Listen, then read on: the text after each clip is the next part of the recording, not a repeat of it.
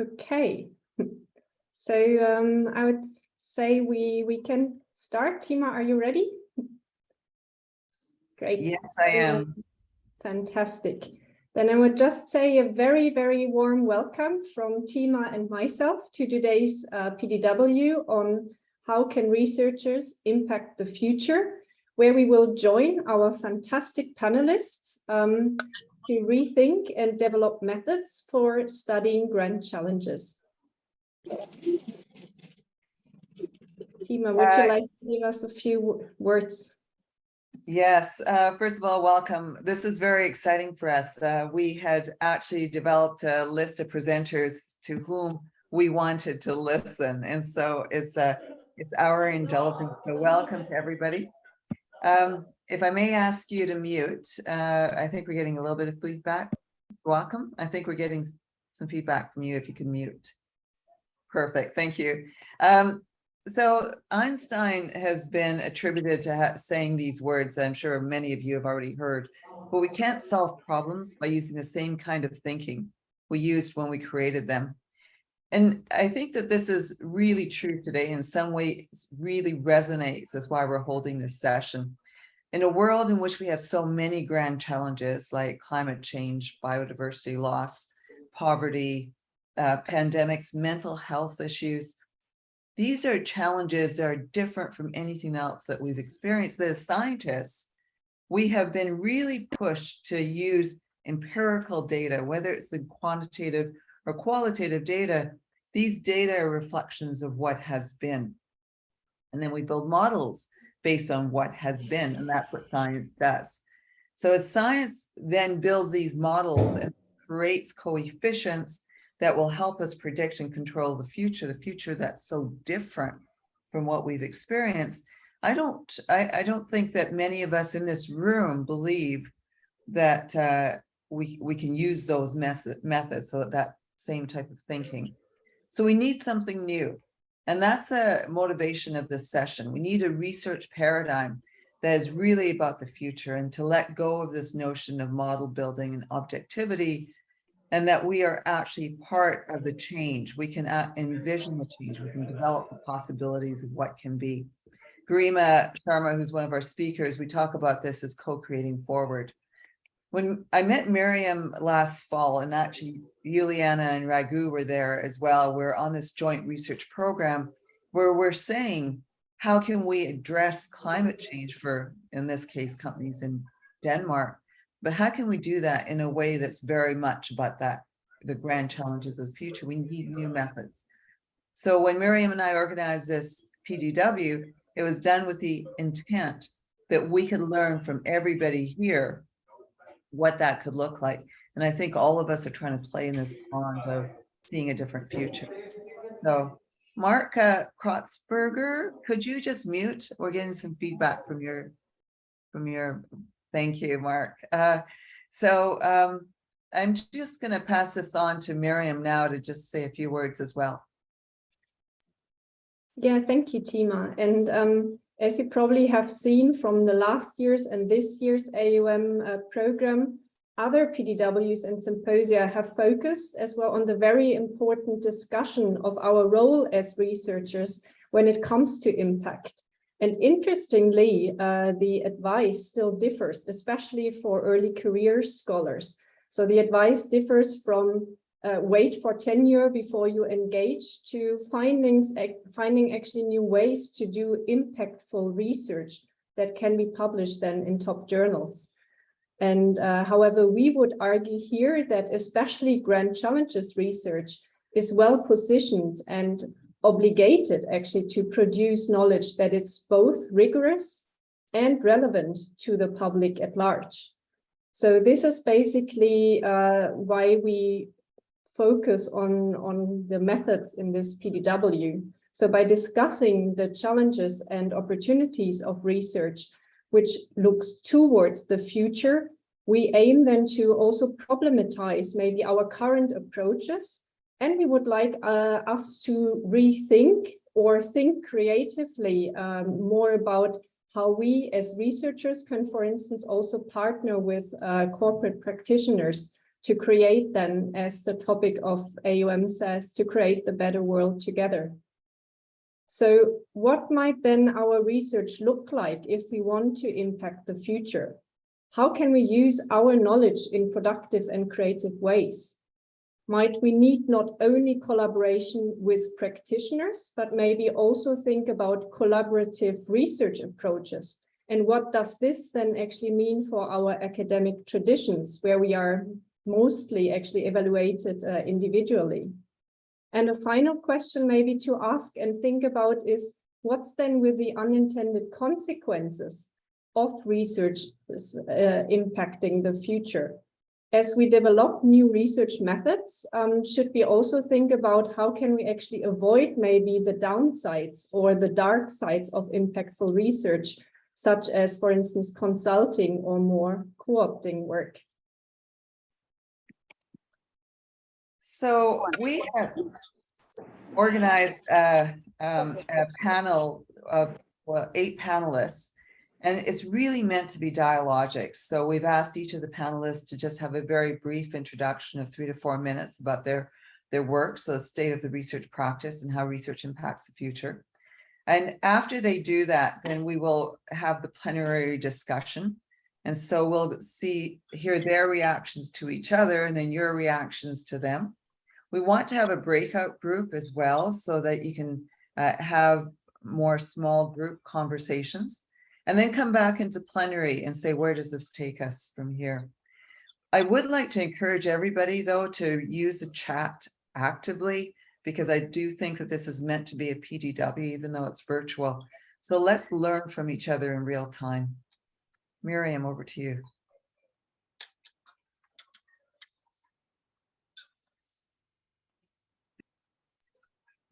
Sorry about that. And our panelists have actually different research backgrounds and different focus when it comes to impact. So we have Stefanie Bertels as a founder of the Embedding Project. We have Garima Sharma, who works closely with practitioners to co-create Forward. Oliver Lasch, whose work on responsible management is widely known and who will introduce us today more to performative scholarship. Raghu Garud, who will then elaborate as well on the idea of performative research, but more from a design perspective. We have Luis Martins, whose work focuses more on the role of top managers shaping the future and diversity in organizations. We have then Jane Lee, whose work focuses on other grand challenges before climate change, but now also she will introduce us some examples from bomb disposal. Juliane Reinecke, whose co-authored paper with Ali Gümüşay on researching for desirable futures was actually inspired this session, and also a new standing working group at EGOS. So have a look for this one. And Poonam Arora, who explores and promotes the collaboration among diverse stakeholders. So warm welcome as well to all of our panelists. And I would say, without further ado, I give the word over to you, starting with Stefanie Bertels. Oh, thanks so much. So maybe to kick things off, for more than a decade now, I've been working with companies across a broad range of sectors on how they embed sustainability principles into their decision making. If people are interested, I put the link to the project in the chat here. What we've noticed is that even companies that many people might characterize as sustainability leaders really struggle with incorporating sustainability principles and the idea of social and environmental thresholds and limits into how they think about the future. And so when we think about the on-the-ground challenges in companies, in the strategy conversations that we're a part of, first, they struggle to engage in conversations about the future that extend beyond very short timeframes, and particularly to include their understanding of emerging environmental and social risks and into those conversations. And Instead, what we see is that companies still predominantly rely on forecasting, as Tima mentioned, using past experience as a predictor of the future. And so second, even if they do look further out and include more variables, they really struggle with how to engage in multi-criteria decision-making that addresses the complexity of these interrelated social and environmental issues. And doing so in a way that helps them to understand the impacts that the business has on these issues, but also the impacts that these issues could potentially have on their business. And particularly, I think what's crucial is they struggle to absorb the potential for discontinuities. To really evaluate scenarios that contemplate wide-scale interrelated ecosystemic, social, and therefore, as a result of it, economic collapse.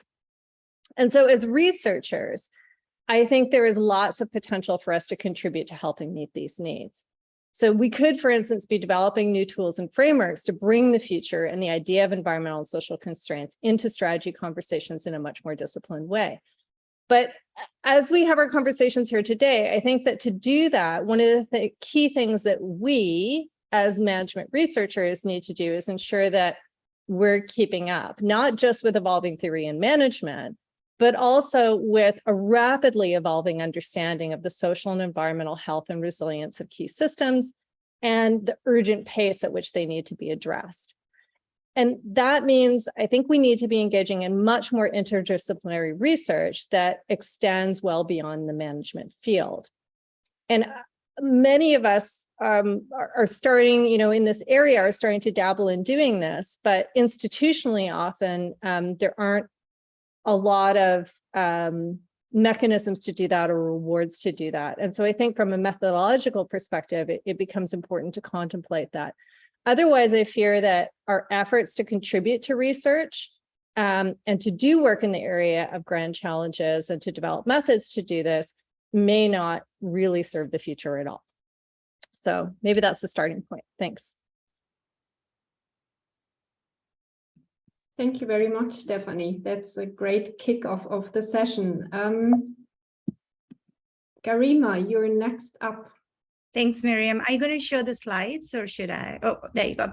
Well, I'm so glad I'm going after Stephanie because my work is standing on the shoulders of giants like her and Tima, and it's just so exciting to be here and join this conversation. So if you could move forward. So Tima already mentioned this, for the last couple of years, she and I have been working on this idea of co-creation. And so when we think about methods to create, create desirable futures, co-creation is sort of the step, like the groundwork that we've done over the years, trying to understand what it really is. And very simply, it's when academic researchers and practitioners really set out to research a problem where their interests are intersecting. So the assumption here is that the knowledge and solutions that you produce are both rigorous and relevant. So the key concern that has been academics interested in co-creation is that how do you really navigate the tensions between the contradictory world of research and practice?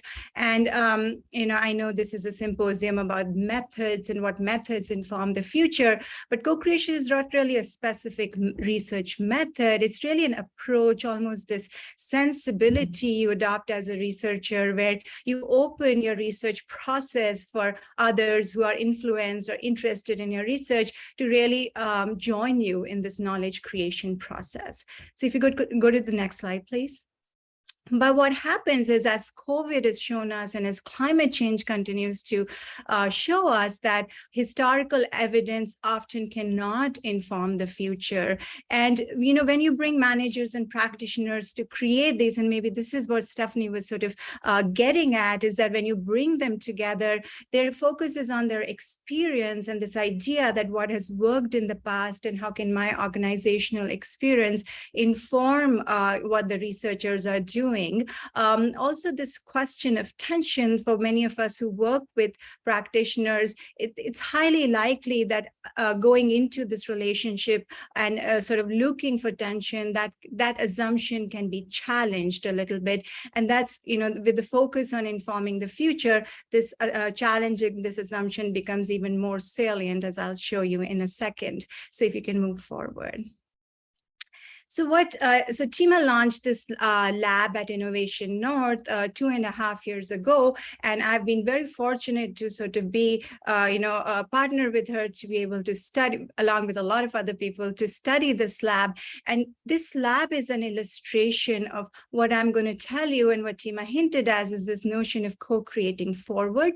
So how can we take this idea of co-creation, in which we're looking at our past experience and past data and juxtaposing it with the present experience of managers, and how can we use that as sort of stepping stone to really think about the future? So if you go next, so this lab is designed for, the objective is systems-based innovation. How can corporate innovation, take into consideration systems? Across 5 years, the lab is going to develop this innovation compass, which is a tool that everybody, even outside the lab, can use. It's a core organizing team of academics. There's a big team of us as researchers. There are about 25 Canadian businesses, NGOs, governments, and a lot of thought leaders who come into each lab session. So in my last slide, I just want to share with you some of the work that we have been doing in taking our experience from this innovation lab and trying to start thinking about what does co-creating forward look like, especially in terms of the practices of us as researchers. And I really don't have time to sort of go through all of this, but I'll point you to the last number 4, this idea that in co-creating forward, we interrogate possibilities and not simply offer probabilities. So we are that space, or the shared space between researchers and managers. The idea is to move from what could be to based on questions of feasibility, to collective imagination, to thinking about what should be, which requires us to really rethink our roles as researcher and shift toward a more problem-solving role in which we hold our theories lightly and think about what is useful in the situation. And I can talk more when we sort of move forward with this conversation, but I just wanted to sort of put this as food for thought for you to sort of take. Thank you. That's great. Thank you very much, Garima. Oliver, you're next. Yes, thank you. Garima, I would like to take your input there. So the idea of rethinking our roles of academics, this is really what is at the very heart of what I would like to talk real quick. So I would argue, and this is the main point I want to make, that if we want it or not, our role actually is a performative one. I will be more specific about what I mean with performative just in a moment. Can we move in to the first slide? Thank you. So probably many of us are familiar with this idea of performativity, or rather this lens of performativity to rethink the role of theory. So to say, as Tima said very early on as well, that there seemed to be that kind of backward thinking in general. And if you translate that into backward thinking in terms of theories, the idea is that theories have to represent what's already there, what is the past.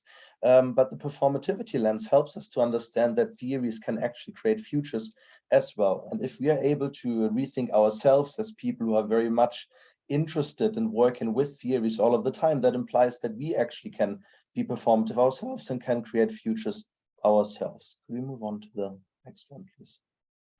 So, and the particular type of performativity that I think is most exciting is the one down there on the left that says Parnesian performativity, the idea that actually certain use of theories, or if you want to move into a more of a practice view of the world, a practice ontology, you could say, our practicing of theorizing as a practice, then this theorizing in many different ways actually creates futures anyway.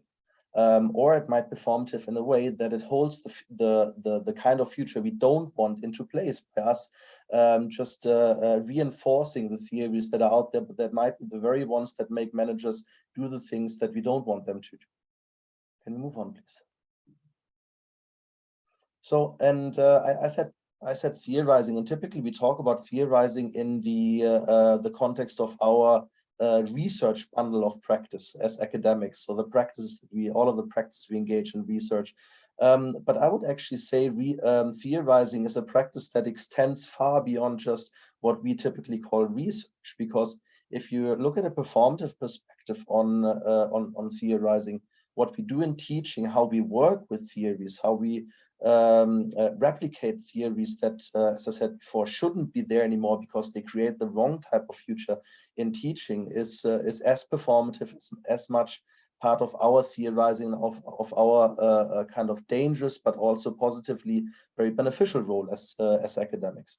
And of course, when we work with practitioners, there's another chance to help them actually start changing realities and rethinking the underlying assumptions of what they are doing.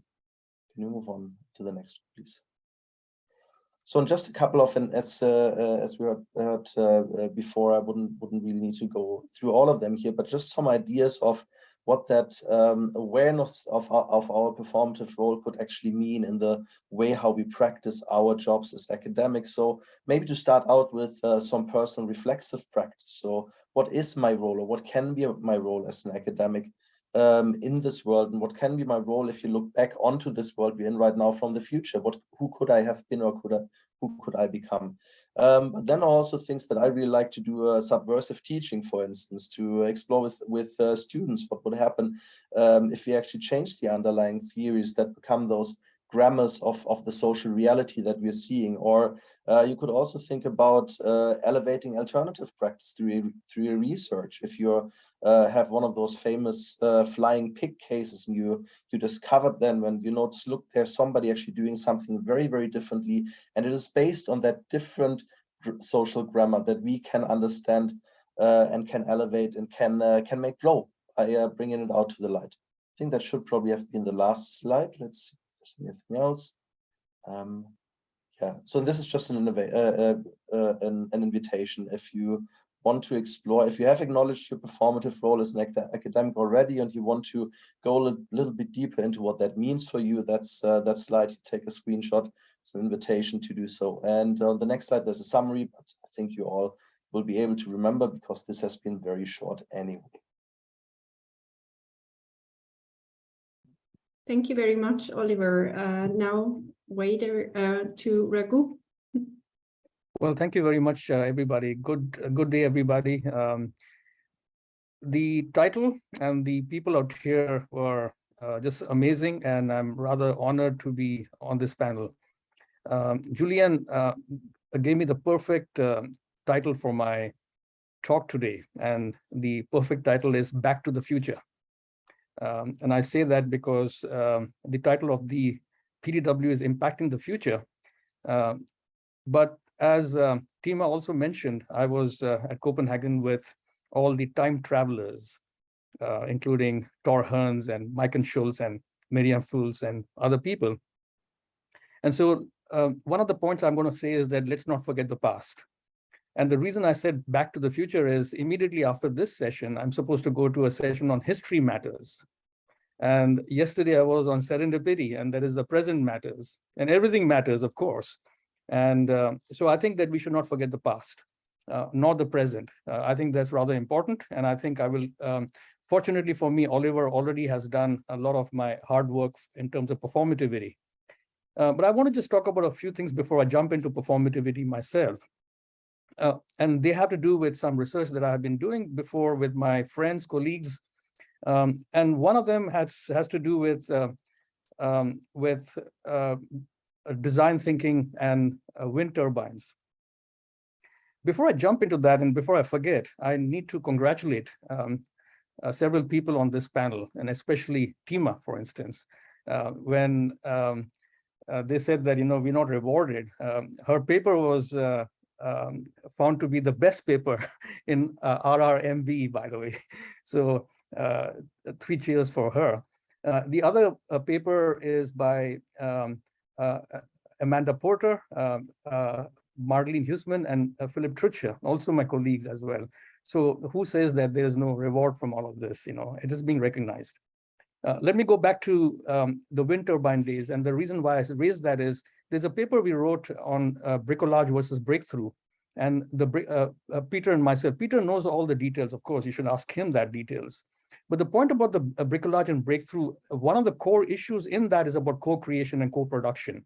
And you had people from regulators, academicians, and other people all coming together, producers and users, And the process of bricolage was a slow, steady shift and transformation. And it was not the breakthrough model which was used by the people in America. So I raised that issue because if we try to sort of say, okay, we want to jump into the future while forgetting the past or trying to go away from that, there is a kind of a reaction. A breakthrough in technology or ideas can also break apart the ecosystems which are required to support that. So in that sense, the past plays a role, clearly. The other version of this paper was titled as neo-design. The reason we call it as new design or neo-design is because in the past, the notion of design was critiqued by none other than Henry Mintzberg, who was yesterday there in the panel on serendipity. And so we want to distinguish that notion of design with the notion of design, which is coming up in a new way. And I go back to Herbert Simon's notion of design, and he says design, his work was the sciences of the artificial. Again, I'll note that, sciences of the artificial. And he says that design is concerned with how things ought to be and not how they are. And devising artifacts, to allow you to make the transition. There are several people from performativity itself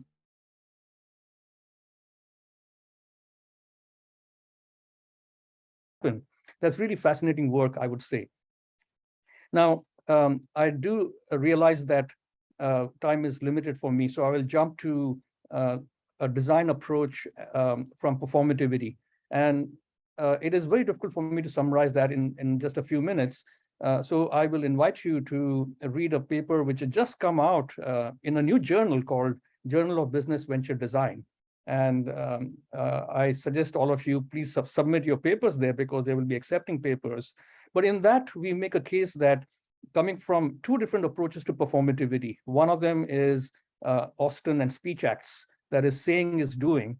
And the other one is, other people coming from the other side of practice, Pickering and other people, Barad, that is doing is saying.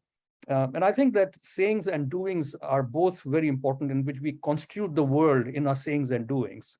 And what performativity, the way I'm approaching it, is that the past cannot be forgotten, nor is it extrapolated.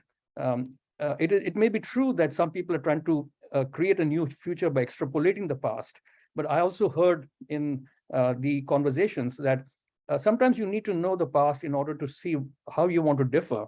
But more provocatively, maybe we had solutions in the past that we want to go back to. Maybe there were farming techniques, maybe there were, and this takes me to a dissertation which was done by Dave Alstrom many, many years ago, in which I think the dissertation was called as Forgotten Paths in Medicine or Technology Interiors. And we forget what they were in the past. And in the last 100 years, 200 years, in the name of progress, we have created more problems. Sometimes it is always good to go back to the future. And I'm going to close at that. I'm sorry that I could not speak a little bit more on many of these topics. Hopefully, that in the breakout rooms or something, I'll have a chance to do so. Thank you. Thank you, Raghu, and thank you for reminding us of the past. Now I think we go again back to the future with the focus of Luis Martin's talk on top managers shaping the future. Thank you. And thanks to all of you on the panel for teeing up my thoughts on this really well. You'll see that they relate to this idea of top managers struggling with figuring out, beyond forecasting and scenario planning. Also the issue of wrestling with complex systems. So and performativity and co-creation will feature strongly in my thoughts on this. To anchor what I'm going to say, let me point out that most of my research adopts a managerial cognition lens to look at various problems, and that's what I'm going to bring to this, to my thoughts on this topic of the PDW.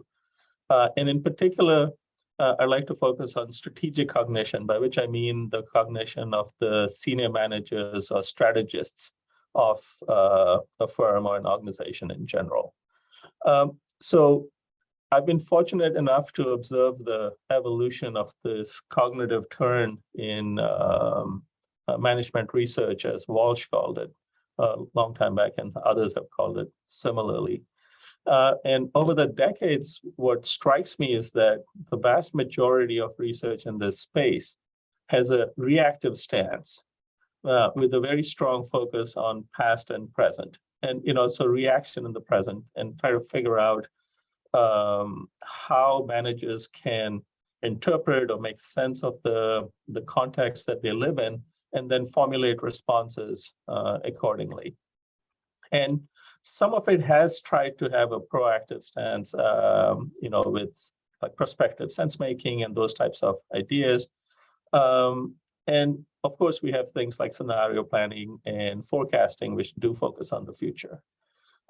However, what I'm excited about most is the prospective turn in this research, where there's a strong emphasis on shaping. There's a strong emphasis on agency on the part of senior managers in creating the environments that they inhabit, and not just responding to the environments they inhabit. So, for example, what that would translate into is going, for example, Unilever saying that they are focused on responding to social and environmental issues or ESG issues in general, as a part of their core strategy, as opposed to their corporate social responsibility strategy.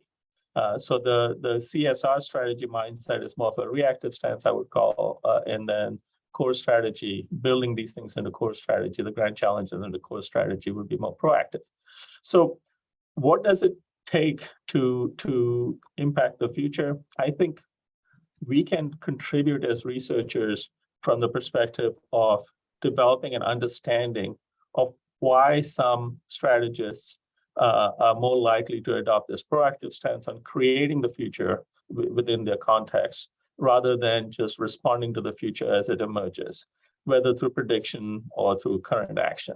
So moving the temporal lens from just the past and the present to also the future, and in that sense, overlapping with a lot of what the previous speakers have talked about, and in particular, Raghu. So drawing on Simon similarly, we need to think about strategists as designers. And designers are creating the world as it should be, or it could be, not just as it is. Second, we need to think about strategists' agency, and not just react to an emergent present, if you will, but actually think about their responsibility to create the future, or their choice to create the future. And then the third thing I'll highlight is that because grand challenges are inherently complex and require coordination from multiple organizations, we need to emphasize the social aspect of designing the future, and therefore co-creation, imaginaries, and these other trends in this research will be very powerful in informing practice. What that means for us is we need to shift our lens to managers and senior executives as actively involved in creating the futures they inhabit, and make them accountable for that in terms of our research and theories. So I'm not presenting a method per se, but I think that I'm presenting what I would argue is a perspective on how we can impact the futures by really understanding the mind of the strategists. Yeah. All right. And just like that, 5 minutes are up.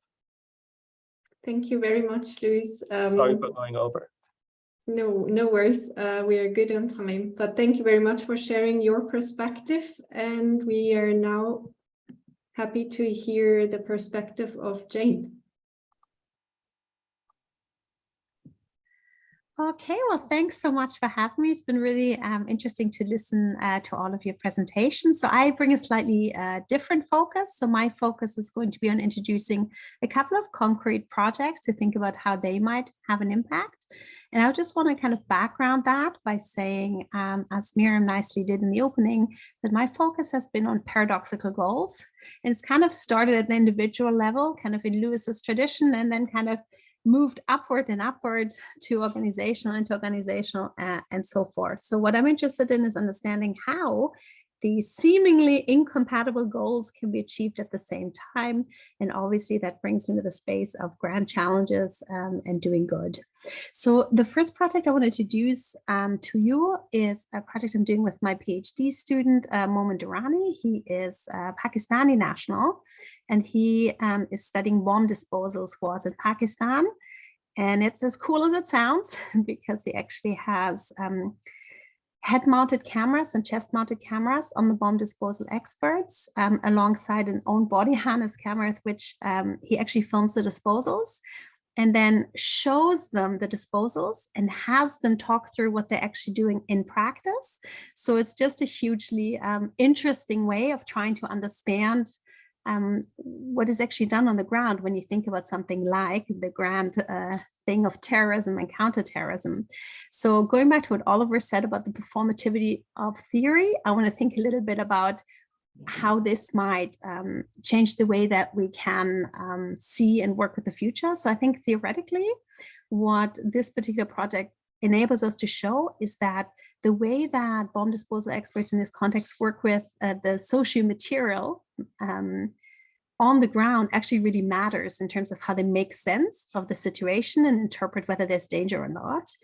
And it's just really exciting and interesting to see that, you know, when you have a, say, Western perspective of what bomb disposal looks like, and you're watching videos from Pakistan, where you might use a Coke can and a shoelace, that what might be appropriate here could be totally inappropriate there, because if you try to use, say, a bomb disposal robot or something fancy like that, it actually would attract attention and make the situation more dangerous. So a reminder to also think about the complexity of the various cultures involved in context that we look at. From a practical perspective, what I think this kind of project allows us to do is actually work with agencies like police and military forces to help improve understanding of what terrorism and counterterrorism is, and ultimately improve security and safety for populations at large. So I think that's one really exciting project. The other project I want to briefly introduce is with Fanny Couture and Polly Yazubkovsky. And here we look at something a little bit more conventional, I dare say, in this space, which is water quality in the Great Barrier Reef. And here we are working with a multi-stakeholder partnership that's hugely successful and celebrated, and is, by all accounts, doing wonderful things. But what we're actually finding, there's a little bit of a big but. So from a theoretical perspective, what we're seeing is that the way that they engage with governance and the tensions in governance, as you might expect in a multi-stakeholder partnership, are really instrumental in terms of the outcomes they're able to achieve. And so the practical level, what it means is by being effective coordinators, they're actually essentially becoming ineffective at addressing the grand challenges. So what we are finding is that they're becoming better and better at doing less and less. And they actually lose sight of the future and the grand challenge by becoming able to address some very micro parts of it. So I think this is a really interesting way of kind of linking back to some of the stuff that Garima is talking about when she's talking about remembering the future and not losing sight of what the future would be like. So those are just two little snippets and examples where I think research work can have a real impact, both theoretically, if we think about the performative angle, and of course also practically in terms of who we work with and what knowledge we're able to produce. Thank you for sharing just two very illustrative examples with us. Next up is Juliane. Hey, great. Hello, everyone. I'm really excited that this panel is happening, and it's a dream conversation to be joining. I thought I'd just have like a start by saying where I feel I'm coming from this conversation, and that was like, you know, out of many conversations with people here in this room on the panel, but also with Miriam, you mentioned Ali Gemüse.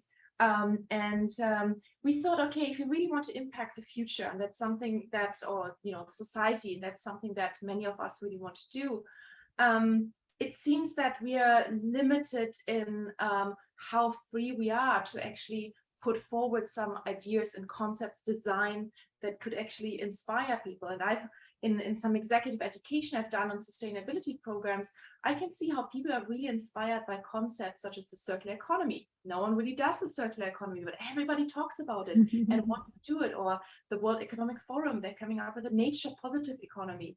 So these concepts, they become very, very performative and really, really inspiring.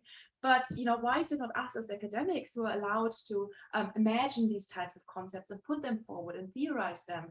And instead, we're kind of waiting for until practitioners implement them, and then we allow ourselves to study them and theorize about them and improve them. But you know, we're coming in a little bit too late, maybe. And so, what I want to make here is the case for prospective theorizing, and the idea that if we really want to impact the future, we kind of really need to think about how not just our methods, but part of the methods, also the theorizing that we do, how this can be really forward-looking. This is really to kind of help us, because if we really want to impact the future, we need the theoretical tools to understand it and how to impact it. So it's really kind of moving from, you know, what we currently do, studying the present, to developing theory that imagines and guides us towards co-producing a desirable future. So it kind of moves away from being, you know, looking at phenomena that have happened and then almost ex post facto sourcing from events that have happened, and kind of trying to think about alternatives, how we can use other ways of thinking about the future and allow us to theorize the future. And I don't have the answers yet, but I think I'm so happy that we have the conversation. I think it's going to have to be a collective organization. So the question is, how can we study and conceptualize and theorize what does not yet exist, what is not yet observable, the future, and could we build valid theories on valid prospective theories that are forward-looking?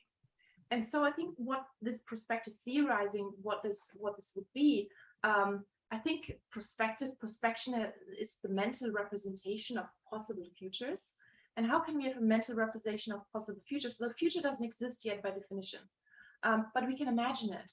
And some people already practice the future in real utopias, maybe like social enterprises or radical social movements. So we can already see kind of glimpses into what the future might look like in practice. But maybe also this forward-looking theorizing could be based on acts of imagination that allow us to kind of to co-create our theories forward, and then provide inspiring models of what the future might look like.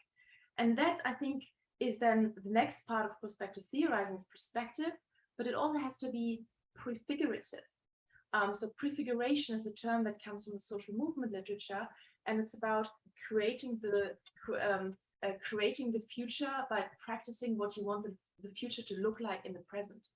And maybe that's something that we can adopt as scholars as well. So from explaining what is to co-creating what is to become, and allowing us to theorize about these possible futures in ways that help us to bring them about. And I love this conversation that we have about performativity, because I'm trying to figure out what's the relationship between prefiguration and performativity. I think prefiguration has this element of also, you know, it's about practicing something. And by practicing something, kind of anticipating the future world that we create through this practice. I think the third element of prospective theorizing is also that it is purposive. And that's also a theme that has come out in some of the previous intervention, because I think, scenario analysis has been mentioned. And of course, our colleagues from economics, they're all in the business of predicting the future. But I think that's not good enough, because we don't want to predict the future, because the future looks pretty grim on, you know, what we have right now if we just extend forward in a linear way. But I think we need this critical reflection and also a normative orientation to what type of future we want to build and co-create. So that brings in the desirability angle. And I think this is kind of a core way of how we as management scholars can reclaim our societal relevance by theorizing these desirable futures and then ways of how to get there. And so I think that, and I think that also, I just want to end with two types of questions. And I think one is, okay, if we think about perspection and mental representation of the future, we have to think about how do we conceptualize the future? Is the future ontologically congruent with the present? That means, can we project from the present, maybe the past, to the future? Or do we really have to think about the future as being incongruent with the present, the future as a potentiality that will look radically different? And then how can we imagine something that is incongruent ontologically with what we know today? And I think the second question that I have is the question, how do we evaluate prospective theories? The validity of prospective theories, they cannot be tested against the empirical present because they're prospective. So do we need kind of new criteria of what good prospective theories look like? Can we adopt concepts such as speculative rigor, disciplined imagination? How would this look like? And so these are kind of just questions that I want to put out there and open up to our discussion rooms later on. Thanks so much. Thank you, Jan, and great questions to be picked up by the panel in a few minutes. But before we start with the panel, we have one more speaker, and this is Poonam. Hello, everyone, and thank you for sticking with us through this. So I'm, one of the things with going last is that I'm standing between all the interesting thoughts that are bubbling up and the questions that are coming. So I should do this very quickly. But also it means that I get to follow these amazing thoughts and pull from those threads and benefit from that. So just a tiny bit about myself. I'm actually a decision scholar. I study decision making. I started off trying to understand how individuals resolve environmental dilemmas. So I don't call them paradoxical goals, but thank you, Jane, for that, because I will now be calling them that. But what started with looking at individuals and understanding how to make individuals cooperate in environmental dilemmas and consider social contexts, then led to working with organizations to try and do similar things, and eventually over time, countries and now sort of geographic regions where we're looking at what happens when we struggle with what is the ultimate environmental dilemma and grand challenge of our time in terms of climate change. So I want to talk about a specific project. I'm going to take very much the pathway that sort of Jane took and try and bring in some of these thoughts and these ideas of methodological questions and future orientation through this project. So if you go to the next slide, please. What I want to talk about is a recent grant that we got from the National Science Foundation under its Coastlines and People initiative. And basically what this grant does is it asks the question, looking at the entire eastern coast of North Carolina. For those of you who are familiar with the US, you know exactly what I'm talking about. And for those of you who are not, this is a really interesting part of North Carolina, which has some very high-end, some sort of very exclusive resorts and is an incredible area of wealth, simultaneously juxtaposed with incredible issues of social inequality and environmental justice. So talk about, microcosm of the world. It's present within a very small geographic area. It's also an area that's going to see climate change hit it front and center in terms of rising sea levels. And so what we have been funded for and what we're trying to do in this project is, now that I know the term for it, co-create. What we're really doing is what we call community science, sort of asking ourselves, how do we build the right sorts of, how do we ask the right sorts of questions? How do we actually get answers to the right sorts of questions where everyone in this community, all the way from the business owner who really wants to benefit from seasonal tourism to the hog farmer who really wants to use lobbying to shut out any kind of environmental regulation, juxtaposed next to communities that have been receiving end of environmental injustice, how do we actually bring about conversations that lead to rigorous scientific research that actually benefits these communities, but isn't consulting, isn't just sort of here's an answer given what we already know. And at the same time, though, does allow us to then sit down and talk about what might those changes in policy look like? What might the actual sort of mechanisms be by which we take what we've created and make it real? And that's what some of the, we've encountered a number of issues working through this. And if we go to the next slide, I'll tell you some of the things that we've already run into that we're struggling with is, you can just click right through and bring up the whole thing, is that our language actually constrains both the questions we ask and therefore the solutions we find. And so when you sit down with policymakers who want to know what language is going to get them to the next election cycle, vis-a-vis the community that's been struggling for 30 some years through multiple policymakers trying to deal with the same environmental justice issues that wants to bring to bear a very different language to that table, what we talk about will determine what actually gets resolved. And often, more often than not, what gets listened to is where the money is, because economics, and that is the language that tends to rule a lot of these questions, and therefore a lot of the framing and a lot of the theorizing and a lot of the solutions. And so part of our research is sort of saying, how do we move the dialogue to actually have people consider that we don't live in an economic system, we don't even live in a socioeconomic system, we live in a socio-environmental engineered economic system. And let's put all of those E's in, because now we have so many people that we need to, so many beings that we need to consider as stakeholders in this process. And so how do we actually make assumptions about the temporal boundaries around that? How can we say we've got to consider the past, but how can we say we're not going to think about the future when the manifestation of a feedback loop in an environmental cycle is easily 5 years, long after two elections down the road? Got to think about this problem very, very differently. So how do we actually move language to start having those sorts of conversations? And so I look forward to all the theories that are going to come from this panel and all of the work, because you're going to make my life a whole lot easier. So yes, please co-create, do performative research, make this sort of work in that sense. But also part of it is this desire in our research to simplify problems. We don't embrace complexity. We are scared of it because it doesn't get us top A-notch publications.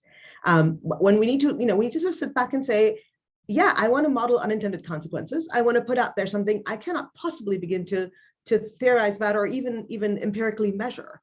But until I can do that in a qualitative way through the sorts of judgments of human beings and have that be acceptable as a way of thinking about our research and our methodologies, this conversation is going to stay constrained by our own sense of language that we bring as academics. So as much as we're saying that others are constrained by it, we also provide that same lens and have that same constraint in the way we think about it. So from a social science perspective, since this is a project, if we'll move on to the next slide, where we have a large number of physical scientists, and there are just a small handful of us social scientists in there, and I lead the social science initiative, we've zeroed this down to say, well, look, there are traditional ways in which things have been done forever, and that hasn't worked. It's led us to the problems that we have in this region. How about we think about what social science can help us think, and how about we co-create the science to understand, can we create a more cooperative pathway by which we can actually get coordination and cooperation amongst these communities at the level of the individuals, intra-community, inter-community, and then across the region? How do we think about that?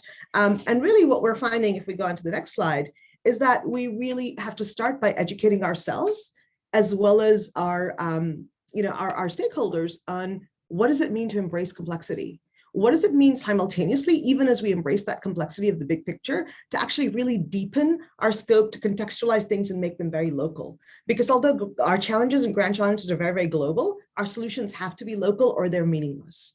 If they don't resonate in that moment, when you're diffusing the bomb, if that's not the sense you have, then it's not going to get diffused. If I'm not making that choice of what I want to do in that moment with the septic systems in Nag's Head, I'm not going to make the right choices. And so we have to also think about what this means as researchers. We have to move, as we move from descriptive to prescriptive, right? We are sort of saying this. We're saying we need to actually start putting stakes in the ground and not worry that we don't have 100% of complete sort of verification of everything we've got there, because part of it is learning how to leverage interdisciplinary and multidisciplinary methods and intertemporal approaches to say, here's what could be, and let's make it as robust as we can, knowing full well we're going to get it wrong more than we're going to get it right. But if we don't move, we've already got it wrong right now in the present. So I don't know that we're any better off by not moving.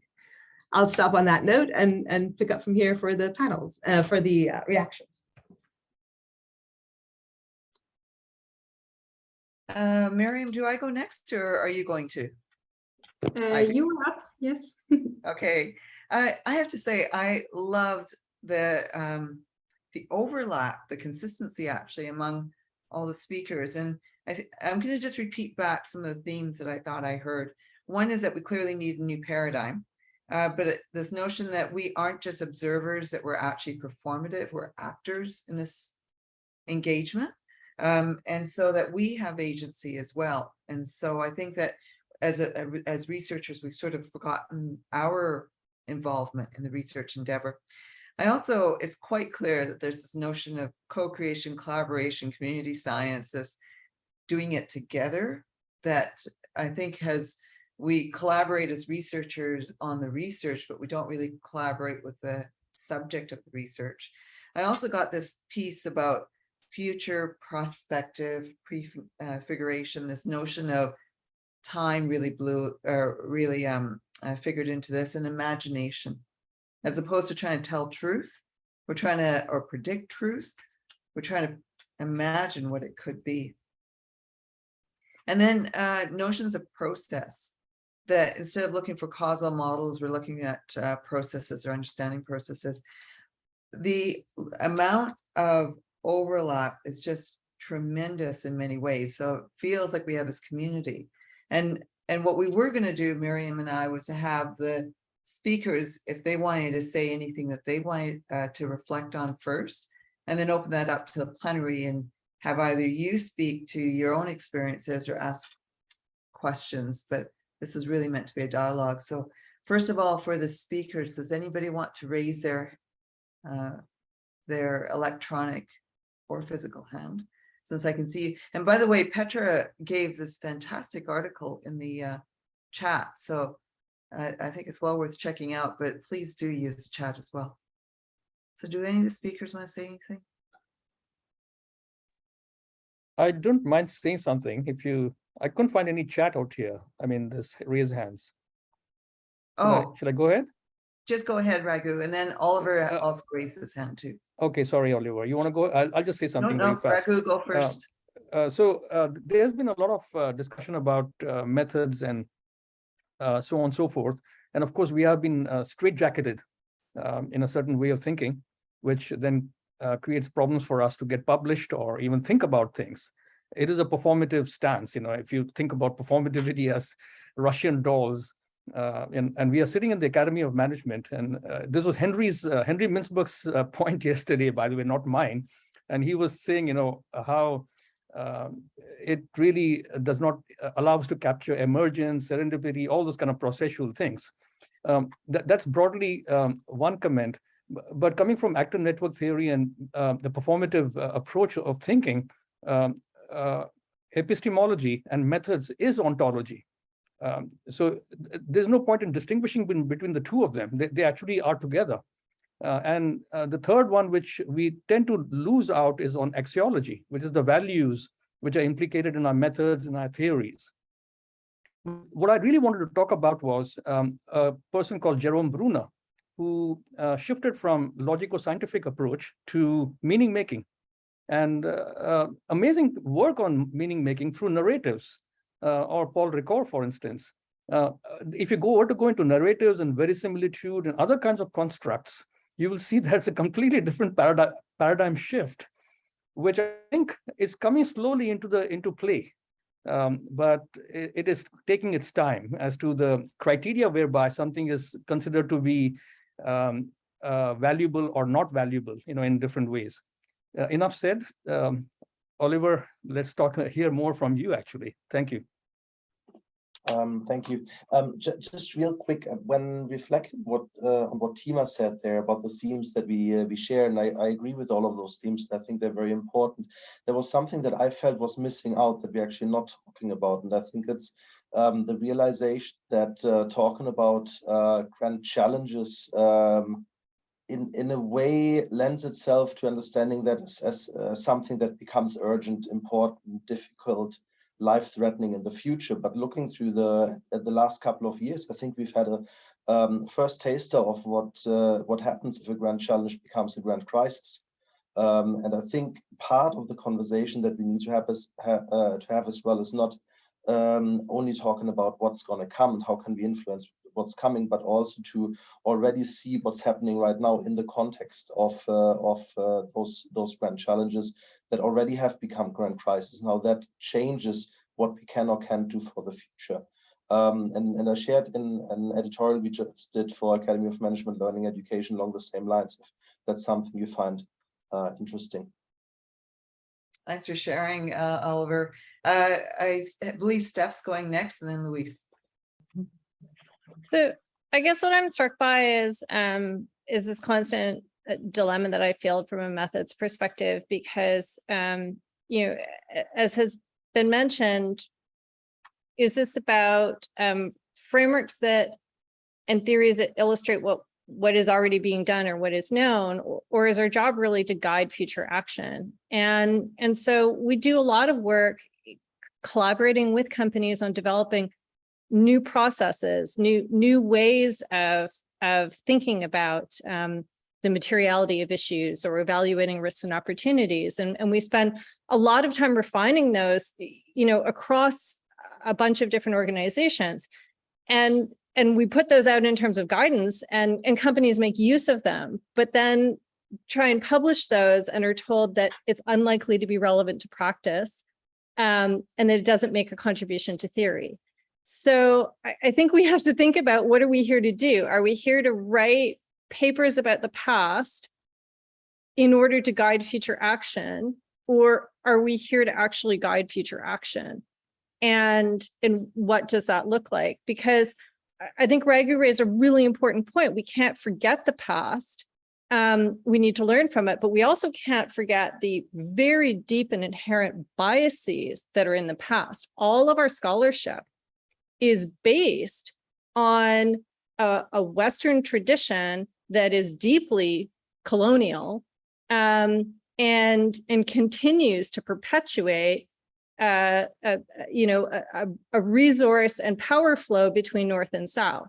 And I don't know how we overcome that through incrementally building on an underlying knowledge set that, from a sustainability perspective, we realize is so deeply flawed.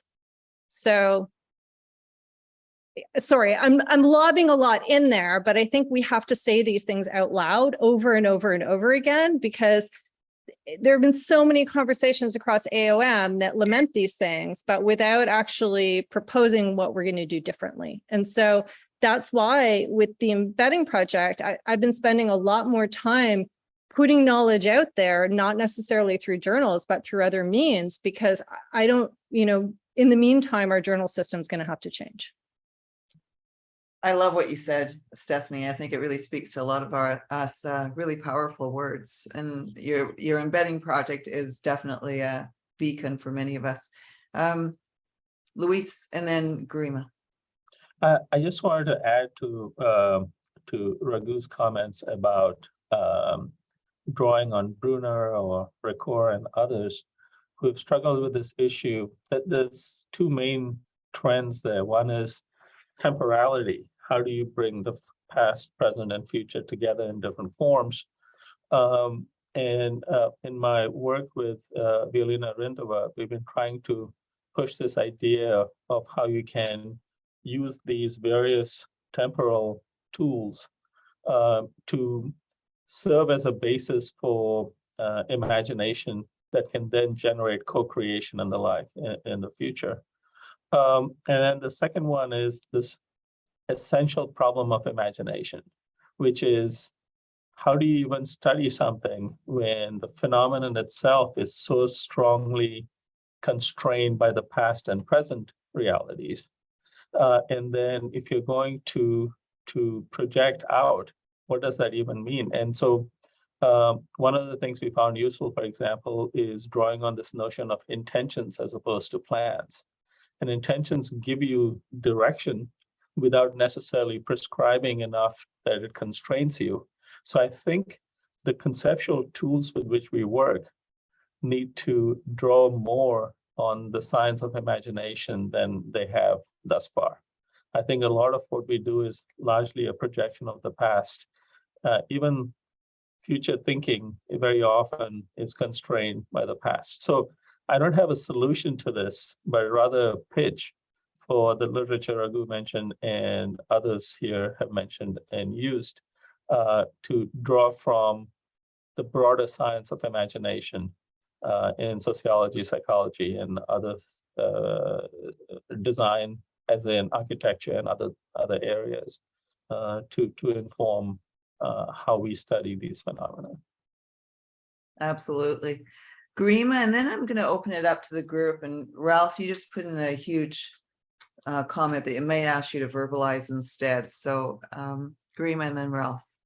Well, I just want to amplify Steph's point that how we can sort of, it's so easy to take what we have been doing all this while and just try to sort of overlay this idea of future onto our current systems and current methods.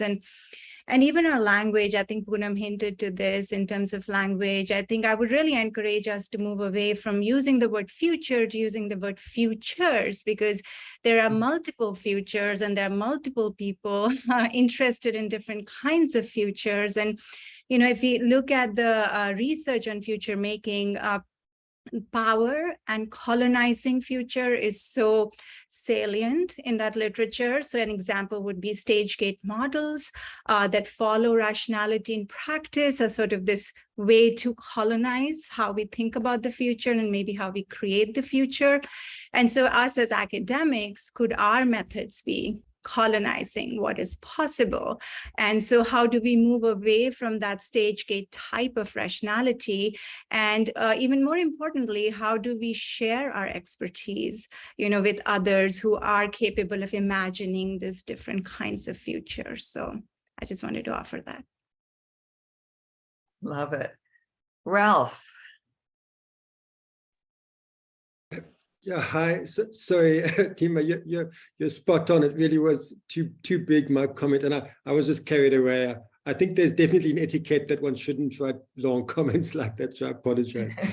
Ralph, you can maybe start by just introducing yourself too. Hi, Ralph Hartman at the University of Cape Town Graduate School of Business. And so you know, I work quite closely with Steph on the embedding project. I'm not going to talk about that.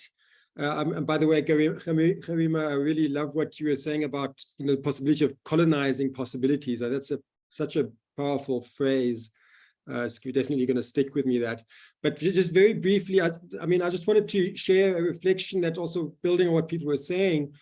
You know, in my experience, the kind of co-creating the future, yes, we can do that through our day job as knowledge generators and teachers and all that. I think those are all very important things.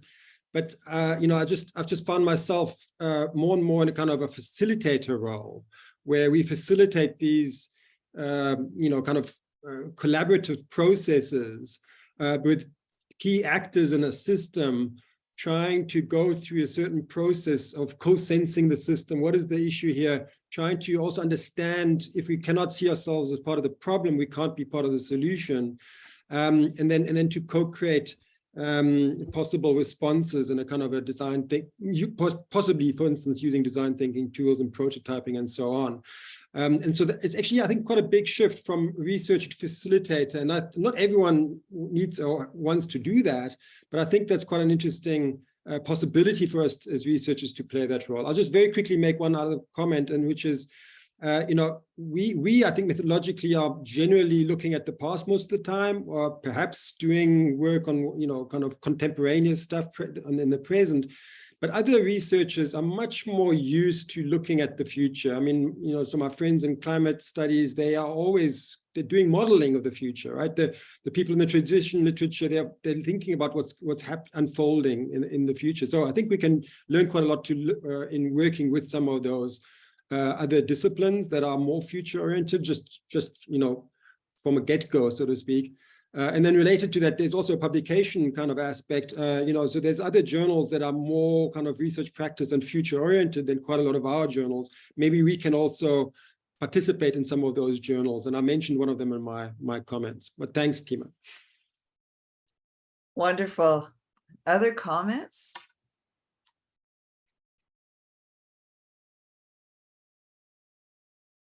Anybody else from the general group that want to pipe in and talk about this? Bobby Banerjee has a question. Bobby's got a question which is intriguing. I Yes, came in Bobby. late. Hi guys, I'm Bobby Banerjee from Bayes Business School, London. This may have been addressed. I just joined 10 minutes ago. I was in another session. For those of you in the room in the UK, you know, impact has become a really big thing. And I'm just curious as to, I also attended an impact session at the AACSB. I'm just curious to know whether any discussion has been made in this group on what your understanding of impact is.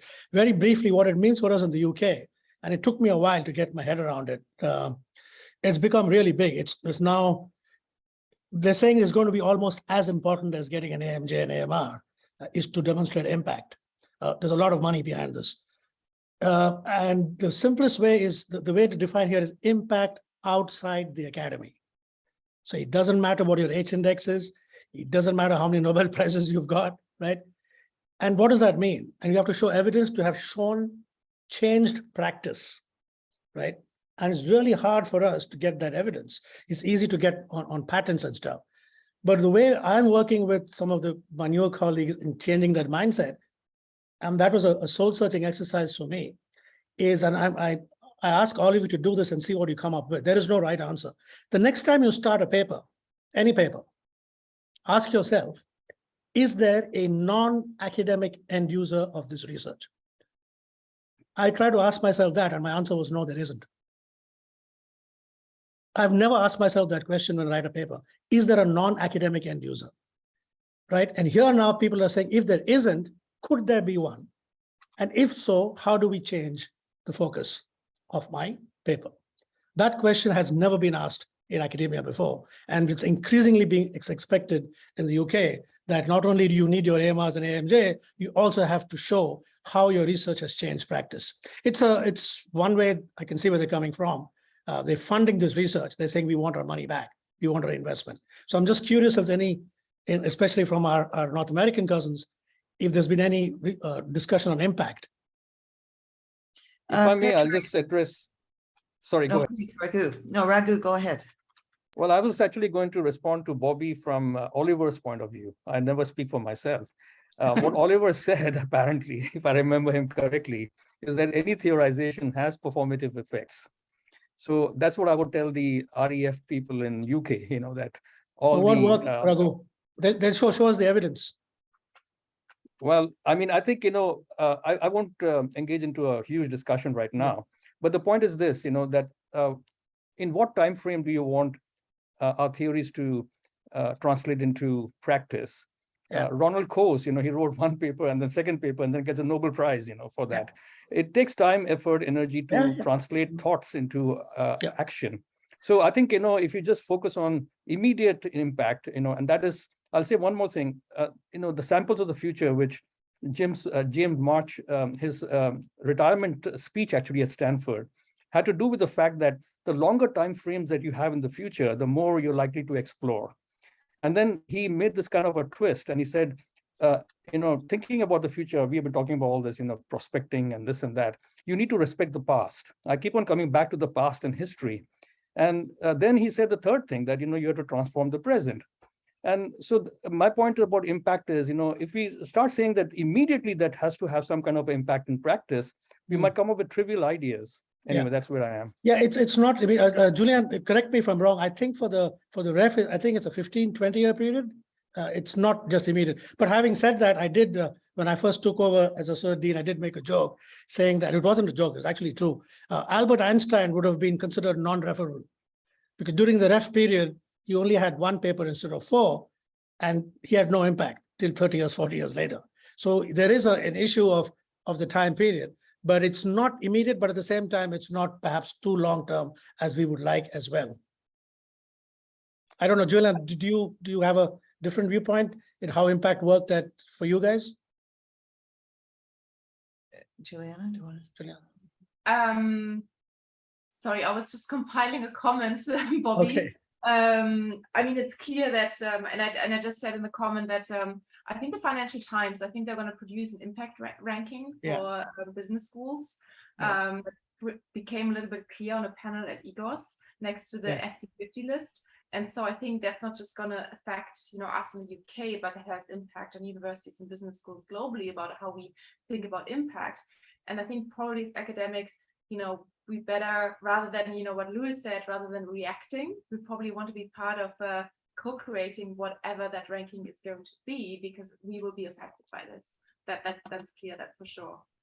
And if I might just jump in too, I think that this session, Bobby, has been really about this notion of involving the users of our research in designing that research. So impact is part of what we as a group are suggesting that we do. So I think that might have been part of what you missed, and Stephanie Bertels had some really good comments in the chat that address what you're saying. Petra, were you? These are non-academic end users, right? Non-academic, that's right. Yeah, okay, yeah, That's exactly that's right. what I was coming That's to. exactly right, yeah. Petra, Okay. you were going to respond? Actually, I wanted to ask a separate question. Is this okay, or does someone want to respond still to the same question from Bobby?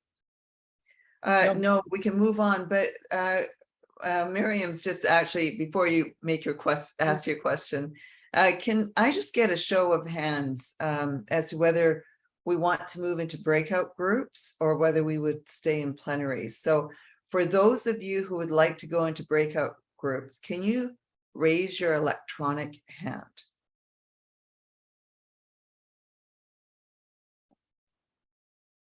Okay, just to make this so that I know for sure that it's because you can't find your electronic hand. Those of you who would like to stay in plenary, can you raise your electronic hand?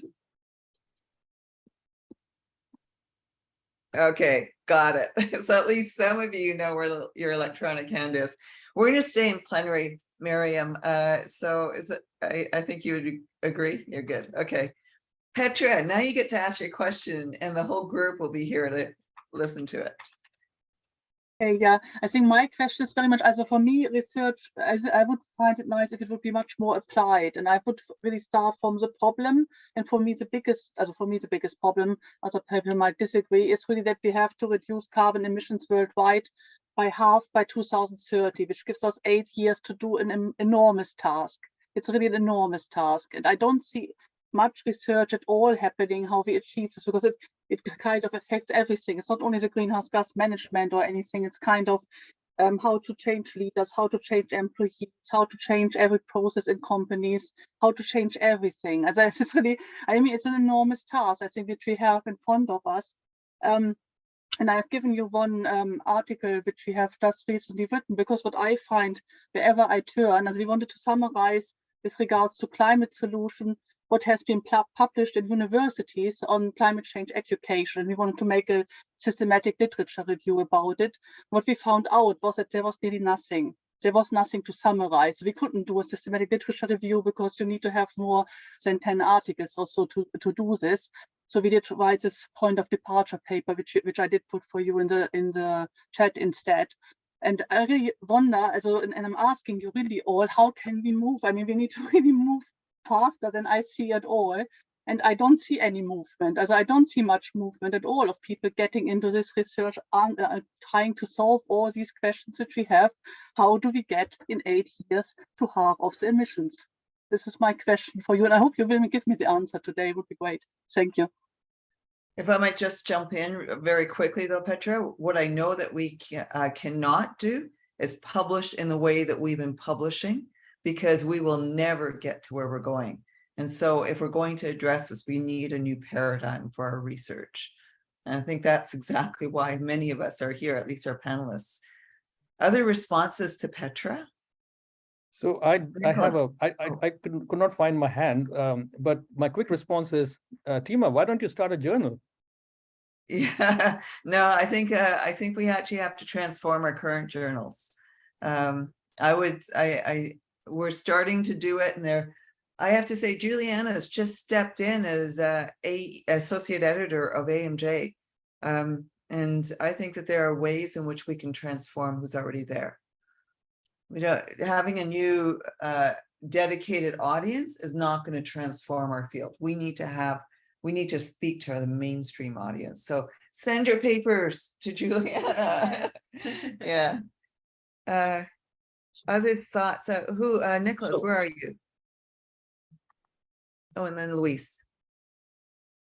Nicholas has been active on the chat, but quiet otherwise. Yeah, I can just quickly say in response to the last provocation about there not being much work on, especially the transition off of fossil fuels. I think it's important to think about exactly how we can contribute, and given that decarbonization has hard deadlines, like actual hard, tangible deadlines, it might be too late for us as a field and as a profession to contribute to some of those really near-term deadlines. But we might be able to think about what other outcomes would be more tractable for us to contribute to and engage in other ways on the shorter term deadlines that are immediate. That's all I wanted to say. Thank you. Thanks. So Tima, I wanted to kind of address this issue of publications and things like that, because in the end, any research that's conducted needs to have some home, and short of starting a separate journal, and while we wait to transition to the current journals to be more open to these types of research, let me speak to this challenge of multidisciplinary research and publishing it. UT, where I work, UT Austin, had this big initiative focused on more interdisciplinary research. And what they've ended up doing is creating these sort of consortia of faculty from across the university. But what's been most successful is there is some interdisciplinary research, but then it doesn't get published in the top journals. But there is research published in the top journals that, once you aggregate across all of these folks, presents some sort of a multidisciplinary perspective, even though it's not interdisciplinary. So these grand challenges is exactly what our interdisciplinary research work is focused on here, like the funding and other such things. But interestingly, I find that it's a collection of multidisciplinary work as opposed to truly interdisciplinary work. Now, that obviously raises the question of whether we are imagining enough. But if your imagination has no home, I think they call it a hallucination. That is perfect. Well said. Poonam. I wanted to actually comment on the same idea of the publications and this idea of interdisciplinary work, and how do you bring methods to audiences when we're constrained by what I think I loved what the way Steph put it about, the colonization of our own research and our methods and sort of what they bring. I don't think this is for the faint-hearted. I don't think it's a matter of waiting till editors roll over and decide that all of a sudden they're willing to accept methods that, traditionally sort of in this field haven't been where the training comes from. But I do believe that there are enough voices who are saying the same things and people who are willing to listen. And sometimes it's a matter of educating editors and reviewers. And that leads to a very long process to publication, but nonetheless, it's worth it in the end. For someone who's done interdisciplinary research, and I use that word interdisciplinary as in beyond just not just multiple disciplines and pulling from multiple methods, but actually writing papers that redefine words to span multiple jargons and languages. It's often been a case of convincing an associate editor and convincing reviewers that the point of view that you're making is worth it for that field to think about. And often it is a lot of education. And it goes into this idea of we have other voices beyond just our publications, and that's our voices as teachers. And that's not just in the classroom. We teach our communities outside, we teach in our projects when we co-create, but we also teach each other. I've learned so much from listening to everyone. You've all been my teachers today. And I want to acknowledge that, including everyone in the audience. And I think we teach our reviewers, we teach our public, our editors. And I think it's just a matter of saying, am I willing to spend the time, effort, and energy? And that's an actual analysis, right? Like, do I want to say this because it will carve the path for others who come and follow? If we keep waiting for someone else to do it, it's never going to happen. At some point, someone's going to say, I'll be the first, and I'll bang my head against that door. And eventually, maybe there'll be a crack that someone else will get through. And just that. Love it. And I want to say, I do think that that's a performative perspective that Oliver and the others have been talking about, that whenever we act, whenever we think we're acting in our own way and changing the way that other people think and act. So we're part of the system that we're trying to change. So we can't the moment we step back, we stop taking agency over what we're doing. So Garima. Yeah, I just wanted to sort of go back to your point, Tima, about, starting a new journal versus what we can do in our current system and how that has to change. And also being really sort of mindful that, we cannot continue doing publishing and doing research the way we are doing. And also linking that to some of the conversation, I believe Petra brought forth around urgency and solution making. And so I feel like the fundamental assumption in our journal publication process is that rigor is equal to time it takes to publish, or time it takes to theorize, and time it takes to write.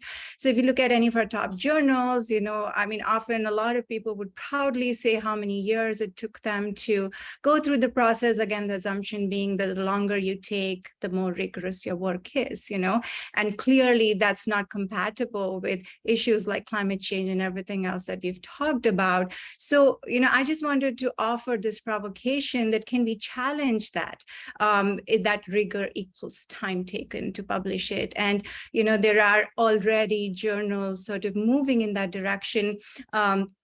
To you know, Journal of Business Venturing Insights have this new format called Entrepreneurship Rapid Response Research, where you know, the from start to finish, project start to publication of paper, it takes a matter of weeks because it draws on translation science. So an interdisciplinary group of people, along with a problem owner or practitioner, work together in this publication process, and the researchers have already done all the rigorous work of all these years of getting expertise and knowledge in a topic, and they're drawing upon that to apply that to a particular problem. So even though it's quick, it's still rigorous. So I just wanted to add that to the conversation. Garima, can you put a link to that series? I think that's awesome. Jane and Amanda Porter, maybe you can afterwards tell us a little bit about the challenge that you described in the chat. So Jane first. I guess I wanted to be a little bit more hopeful for the junior scholars among us. I think we can see some signs of the system starting to change, right? If we think about those papers on COVID-19, I mean, this pandemic's been around for 2.5 years. There's no way you can get a normal article out, but there was already some articles out last year. How is this possible? Because there's a way to short circuit the system when you see the urgency. So I think there's a lesson to us that we need to be a little bit more urgent if we want to get these papers out quickly. And the second point is, I think what's changing now is that there's a critical mass of scholars, not just any scholars publishing in lead journals, being part of the active business and management community, that are saying these things and advocating for these things. So I feel hopeful that we will change some of these things soon. So that's all I wanted to add. I would even go so far as to say that this community is really starting, there's many of us are saying that we need co-creative research, and that action research, engaged scholarship, process research is starting to really have a presence in our mainstream journals as well, because we can't wait till publication to have impact. So there's a lot more going on. Amanda, can you tell us a little bit about your project? I know you're in a noisy place, but let's see if we can. Sure, no problem. Can you hear me? Yes, perfect. Yes, okay, perfect. Well, I was just mentioning in the comments, following up on Petra's comment about the urgency, that, you know, we don't have all the time in the world here. And when I think about co-creation, I often think about it as sort of a slow process, sort of like, you know, you put it into a slow cooker, things emerge and things develop. So can we continue to sort of have this slow process? And I think not. So my colleagues and I at the Kin Center for Digital Innovation are working on projects to enact challenge-driven co-creation. So what we do is we use open innovation platform, crowdsourcing platforms, and we put people together into a challenge format and say you have 2 months to co-create some solutions on XYZ issues. And so what we notice is that putting some time pressure into this is very interesting, because what it does is it creates a lot of rapid reflection. Also, one thing we notice is that when we're thinking about solutions, what happens is more and more facets of the problem get revealed in this process. So there's a more robust understanding of the problems we're trying to solve. There's lots of solutions, but we have many, many challenges right now And how do we share this? Because how we publish, as everyone's mentioned here, doesn't match the time scale that we're trying to work out here in our project. So yeah, I was just making an observation about that, and hopefully we can come to some contributions with that through our research. I love the fact that you're doing this in practice, really trying it through these challenges, Amanda. If there is a link that you can include, I am certainly interested in seeing how you do it.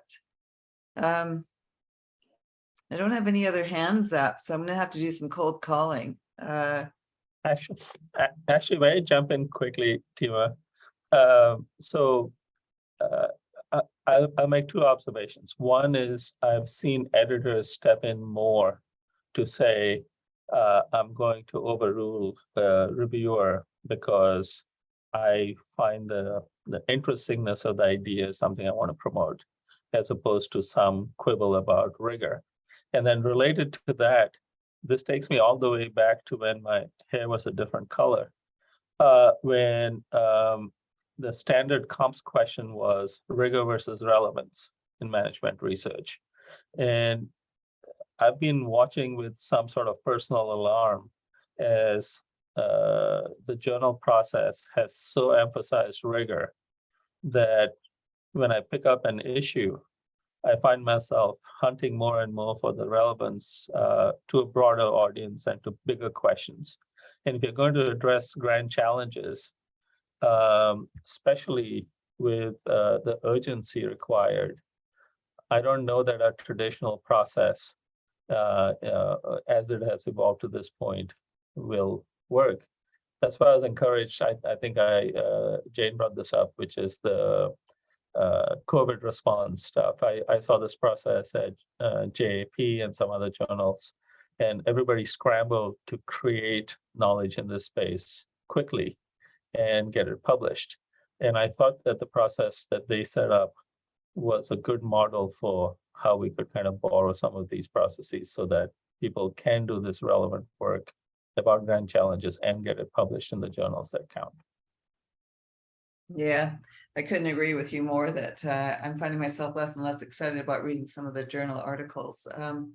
One thing though, oh shoot, I had an interesting thing to say, so I'll come back to that. Who else wants to speak? Lucretia, I'm sure I've said your name incorrectly. You had some point, Lucretia. Yes, no, I think, and thank you, Tima, for passing me the word. I think I was just wondering, because there has been a lot of conversations on like how to integrate natural sciences, how to integrate more about grand challenges into management. But I think in that way, it will be very difficult to have an impact. I think there are so many natural scientists or engineers that need us, because many of the barriers they are facing, they have come up with these amazing models or these amazing technologies, but then they have issues in implementations, in supply chain, like all issues that we know and that we can solve, but as we just speak among ourselves, because we need to publish in that 10 journals, we cannot contribute there. So I think what we should do is like bring in management theories that are solid and that are already there into that conversations. And obviously it's a structural issue more than anything else. Yeah. I just want to chime in and say in response to that, that's actually publishing management theories or work that's co-created with management theories and psychological sort of decision-making theories as their underpinnings is often substantially easier in some of these more natural science-oriented journals than in our own ones. And I think that is a little bit of the tension that we're talking about here, right? Getting something through sustainability science, which has an impact factor that's crazy high if we're talking about that, with a lot of the dialogues and the kind of co-creation work that we're talking about is actually easier than trying to get that equivalent into ASQ. And it goes to this point about we've defined rigor in this very tight way, and anything outside of that isn't considered rigorous, even when it's not really relevant, and that's the cost we're sort of paying for it. I've used the analogy often of, we're searching for our keys underneath the lamppost, and in grand challenges, there's so many questions that we don't have answers for as academics in this space. For example, how do you actually facilitate the circular economy? if we're going to deal with net zero or the climate crisis that's ahead, we have to know how to get to the circular economy. And yet, how do I talk to a manager that's facing this? What insight can I give her or him on that? There's so much white dark space that we haven't explored. And I think it's until we start asking the right questions and start to try to answer them. And I think Steph made a really important point that research should be about the endeavor of enlightening ourselves and not just publishing. And I think we've lost sight of our need to really address those grand challenges and give people some insight on what to do and how to do it, and not just try to publish our work, because then we're just going to keep looking for those keys under the lamppost. Other thoughts? I mean, maybe yes. I mean, one thing that I would really love for us to do as scholars, if we talk about impact, and I feel we talked a lot about imagination and prospection and so on. I feel there's some conceptual work for us to do of, how can we do this, and how can we do this, what is distinctively that we can bring as social scientists to this issue of imagination, and how can we develop this? And I feel, and I think performativity, we already have like some good kind of conceptual tools and understanding of what this is, but I feel there's kind of more work for us to do. And I think that I feel maybe we're in kind of the cusp of a perspective turn, maybe.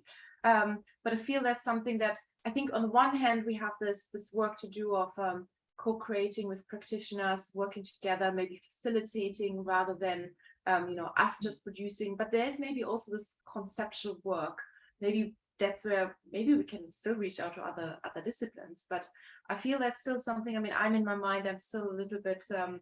I need some, I need some clarity on this and some. So I think that would be great if anybody has some ideas of how we could do this, or would be interested in developing some thinking around this. I think that would be great. Who was it that was talking about design science? Was it you, Luis? Yeah, I think design science offers some really interesting guidance. Well, I shared the link to the JBVD, Journal of Business Venturing Design. There's a set of really nice articles out there, I believe, which talk about many of these issues. And they are coming initially from Herbert Simon's notion of sciences of the artificial and design, but then the articles go way beyond, what he had started off saying. Okay, folks, I have to go. Thank you. Thank you so much, Raghu, for joining us. Thank you. And I'll add to Raghu's point. So this is something we pointed out in a paper we published last year in AMR with Rindava and I, where when Herbert Simon revised his book, he added a chapter on social design, where he adds the idea of stakeholders as designers themselves. And so when you're talking about these complex phenomena around grand challenges, I think keeping in mind that the party on the other sides of the question, whether you're a firm trying to shape the future or any other organization trying to shape the future, that they themselves are designers. So how do you mesh the design processes to, and then for us, there are, I think, interesting opportunities to study this enmeshing of co-creation or co-design, if you will. I think would be interesting.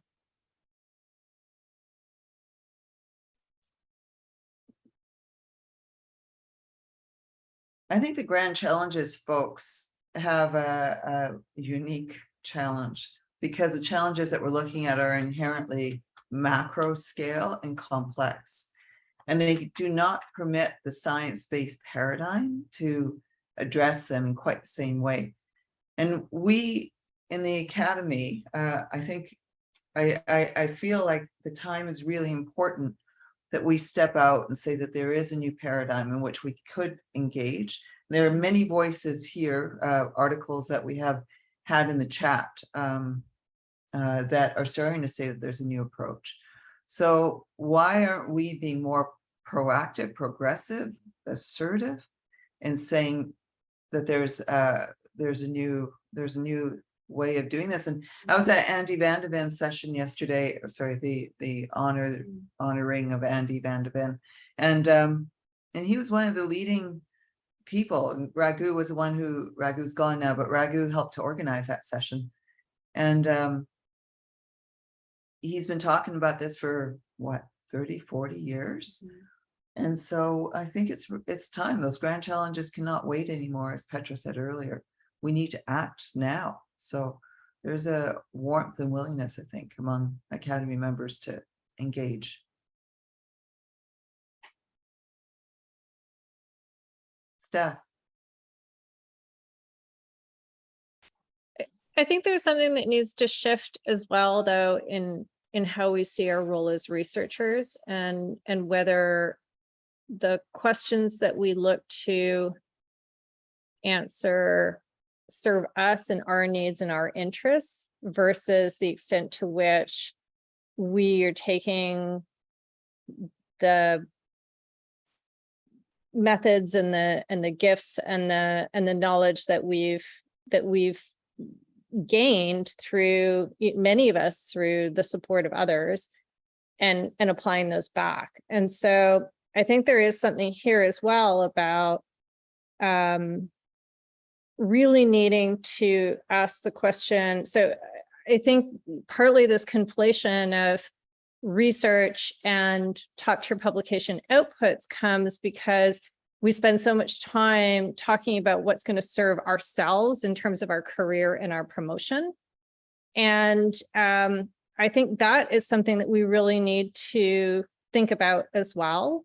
And look, I understand there's incredible precarity in academia. And so there's a reason why we kind of get pushed into this space where we focus in that way. But this is another piece of the puzzle, I think, and we think about, engaging in research that truly addresses grand challenges in a way that is inclusive of a lot of voices. There's a lot of structural pieces that we need to think about. And so one of the things that I'll put out there that, is that our dependence on funding and our dependence on the resources in order to engage in this kind of research. And so as part of thinking about research methodologies, I think it's important also to be quite clear in your mind of how you're going about assembling the resources that you need to do that work, and whether you create dependencies either on the institution where you are or on particular funding agencies, so by trying to serve real problems and going out into the world to find others who have an interest in those, we can also diversify the resources that we're using to conduct this research. And that gives us broader agency, it gives us broader security, and it also gives us a broader set of users and recipients of that research. And so I just really want to, there's one thing is to trying to change the journals, and the other is to try and change our approach to who we are and what it means to be a researcher. Love it. Petra.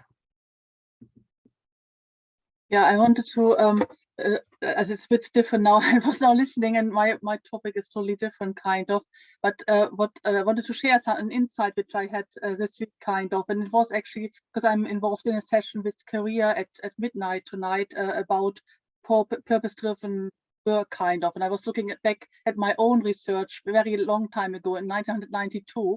And I was surprised that in 1992, we actually formulated the same requirements for addressing climate change as we do today. So like it was insulating homes and all these kind of things. So this was already, I found a kind of overview, which was step-by-step things, which you see exactly the same now, which is kind of 30 years later. And I really wonder what has happened in this time. As I find it really frustrating that this was things we actually already said in 1992. And what has happened during this time? Also, why have we not addressed it? And I really want to just repeat the urgency. Please get your research into this direction if you can. And if you want to find others, maybe if you're new here, as maybe some people are also new here, we have a caucus at 9:30, actually as in 45 minutes, because you're all in different time zones, in 45 minutes, where we hope we can bring people together who want to do research together. So it's kind of actually really to meet people maybe the same interests and same areas to do something together. So please do join us in 45 minutes if you want to find like-minded people. Yeah, thanks. And do put that in the chat, Petra, so that people know where to go. One of the things that Miriam and I wanted to do was share learning. So the question being, what would you do differently now, or what advice would you give to your, to yourselves and to others based on what you know now in conducting research like this? So in popcorn style, please just feel like you can put up your hand and give that piece of advice to your, to our group. But we have a hand up. So Valtteri, please tell us who you are. Thank you. I'm actually a doctoral researcher and at Jyväskylä University School of Business and Economics, doing my dissertation on organizing responsible management education. And well, actually, my comment would be both for Steph and kind of continuation for what you started. I think that was very good point of view, and also kind of remind what would I advise my past self to do differently. I would go to writing course early on, more earlier than I did, and writing meaning not only about the text subjects, different kind of text, learning what different writing styles are, or about the kind of what writing means, and what writing means as emotional, as a holistic, and how it's context sensitive on about your life, and your kind of path dependency of how you have earlier in your life experience writing, and what's your relationship with writing, and the kind of scholarship is built on that. It's about writing and how you become the writer who you are, and authentic in your style, and kind of course there's the languages and kind of overall the context. And I think that is the kind of impact we have is about the emotional skills in reading and writing, and because that's the way also you have impact in here. You are listening what I'm talking here, but of course I would like to have that those good emotions in you, that some kind of warmth, some kind of he's not talking bullshit there, that it's it's about emotions and writing. And I would have wanted to learn that earlier, and I think there's some kind of wisdom in emotional skills in a scholarship. I love that. I love the fact that we can bring in the emotion and the authenticity in our writing, and that's a really hard thing to do. So I think that's a really great point.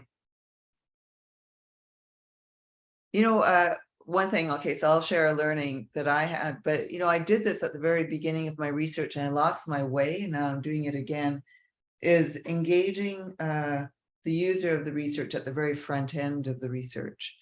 And so it's them helping me to define what they think is interesting, and then developing the research project from that, as opposed to developing the idea in my brain or with other researchers. I think that the users need to be in the front end. and help designing the program of work.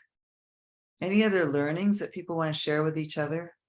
So I'll tell you a practice that I usually have. I usually write managerial implications first, as I'm thinking of the idea. The question is this even worth doing from the perspective of it being used by somebody? And it goes through the normal process. We publish in our journals, it gets into translational sort of stuff by consultants and others, and then it impacts practice. But does it have that path? Like, who am I speaking to in terms of actual usefulness of what I'm doing?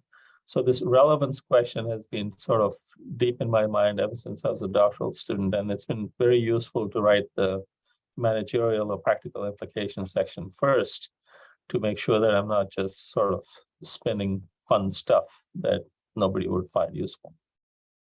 That's super. So when you ask the question, research question, try to answer it and say, so what are the implications if I were to answer it? That's super. Benny? Bobby? I just met Benny Banerjee. I kept calling him Bobby at the beginning. Anyway. I think I'd like to push back on that. Why must it be relevant for managers? There are a bunch of other stakeholders involved, right? And secondly, what is wrong with just having a theoretical impact? If your work has spawned a new field of research, which based on your theoretical work, what is wrong with that? No, that's fine. I mean, sorry, when I said managerial impact, I mean stakeholder impact. So it's okay. Yeah. Let me push that even further. Why impact. must it? Why can't it just have an academic impact? Sure. Why can't it enrich our imagination? Why can't it enrich our thinking? Why can't it give us the skills to ask new questions? I think it actually might be useful to think about the difference between creativity, business creativity, and innovation, right? So creativity is something that's new, and I guess somebody who's super smart says it's cool, or some museum decides to hang it. Business creativity is usually defined as something that's novel and potentially useful in some sort of application. And then innovation is novel, useful, and implemented in some fashion. For me, and for my own self in my own research programs, I've been interested in the last one, which is, can it impact practice? And I'm sure that a lot of people are motivated by just coming up with ideas that could stimulate new ideas. And for sure, that's really cool. I would say most of the work I do builds on some of those folks' work maybe, and tries to bring it to address a phenomenon of interest. And I find that it just makes for better conversations with my executive MBA students. It gives me a sense of impact on our main constituents, which are organizations, my main constituents, which is impacting practice in organizations, firms, or whatever you have. So yes, I think it's a legit concern, Bobby, in terms of why not just theorize to come up with brand new domains and the like. It's just not been my focus. My focus has been much more on the implementability of the ideas in either downstream work or in directly to organizations. Yeah, fair enough. Yeah. I'm going to pass this off now to Miriam to close out. We have 5 more minutes, and she'll probably give Jane a chance to speak as well. So go ahead, Miriam. Exactly. And my idea was actually to give the word back to all of our panelists to ask you basically, what have we, not only what you wished you had learned before, but actually what have we learned today? So where does it take us? And maybe Jane, you would like to start us off. Totally on theme. So I was reflecting on something that Poonam said very enthusiastically that I really enjoyed, which is we know this isn't working. Why aren't we trying anything new? And it kind of connected back to me, all the talk about methodology and this very nice quote that I love from Connie Gersick. He said something along the lines, and I'm paraphrasing, I don't have a paper open in front of me, is she says, get all the help that you can get from existing methods, but don't be afraid to try something new. And I think at the moment we're still anchored a little bit too much, that we're not moving in methods and theory and approaches the way that we should. But I think there's movement here. And when I hear someone like Poonam speak and all the enthusiasm, I feel very hopeful about the movement that we're seeing in the community. So thank you for that learning and that re-energizing.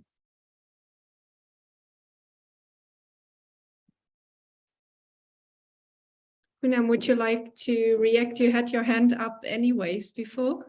No, at this point, I kind of feel like I shouldn't react, right? I should just allow the moment to be. And this is a matter of where the future is going to create based on the confines I put upon it, and I don't want to confine it. I will only simply say that one of my favorite taglines of all time is that the intuitive mind is a gift, the faithful mind, the rational mind, a faithful servant. A lot of what I've heard in the last 2 hours is how we've let that rationality become the master. And maybe we should be stepping back and saying, it's time to let intuition shine through, which means that there's not only room for multiple voices, but there's also room for the voices in silence. And I think someone in our chat was talking about nature and this idea of biometric and this idea of how we think through all of the ways in which we confine our imagination of the moment and therefore our imagination and frames of tomorrow. And if I've taken anything away from here, it's that perhaps as much as I think I've pushed the edges, I haven't pushed them enough. And then in my own work, I want to go back and push them some more. And I would encourage everyone to do the same. Thank you for those encouraging words. Oliver. Yeah, just connecting to what Poonam said there, I think for me, what I'm taking away from the session and which I had lost, I used to have that in the past, I think, but I had lost it in between, is kind of more an emotional learning of kind of getting that sense of personal urgency back of the topic. I think there's an opportunity from kind of coming out of that bubble where we feel, oh, this is just our work. This is just the kind of stuff we do when we're going to the university or even. But to say, okay, so this is actually every time I'm doing something that is not the best contribution I can make to those causes, I'm actually losing something, and it's not something that where I'm doing my job not well enough. It's a personal loss in a certain way, and for me, that's that kind of expression of urgency that we've heard so many times today from so many different angles that has done that to me, and it's a very important learning, I think, emotional learning. Very good point. Thank you for sharing this. Stephanie. Well, I think I've been quite inspired actually by something that Jane said early on. And so maybe, you know, I think people have heard a bit of the frustration that I have in how we've so focused on journals, but at the same time, maybe I have chosen to circumvent that process in favor of trying to get things moving more quickly in practice. But maybe, you know, as Jane suggests, that I should be thinking about ways to close the circle and how to author work that does actually try and articulate frameworks about what could be, as you've said. And so that was very inspiring to me, and thank you for that.